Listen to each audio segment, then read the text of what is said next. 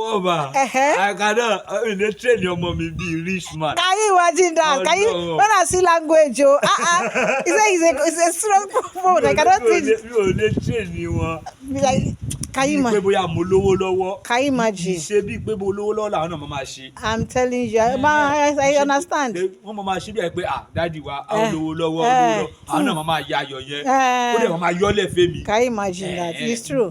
Tó fà á nìyẹn. It's true. It's true. Tí bàbá bá wà fi hàn ọmọ ẹ̀. Ọmọ ẹ̀, it's true. That's true. Àwọn ọmọ yẹn náà wò tó bá yá ọmọ kan á pèrè ìjókòó nu gbogbo wọn lọ́jọ́ kan pé tí dáàdi wa fi ṣe wàhálà báyìí. It's not easy. It's not easy. I'm telling you. Èmi ni màá stop suffering. Suffering, I'm telling you. Ẹnìkan máa stop ẹ̀. Stop ẹ̀. It's true. It's true. Bí ìbá ti àṣì lórí wọn díẹ̀ bẹ́ẹ̀ àṣì yẹn náà gbọ́dọ̀ pọ̀ jù. Pọ̀ jù ẹ̀ dáa ṣe wá. Ẹnu bá wí pé tí n bá mú ẹ ìbá dẹ̀ gbà kó ìkó yẹn náà ní pọ̀ yóò kàn. I'm telling you. I really like how you are treating your children because they are always here with you. Look at what they did. With him and his children. They enter this thing and were able to do this work with the children.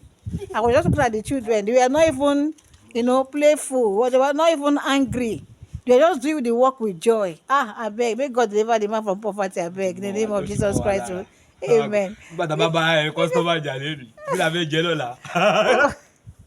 No more poverty, I beg.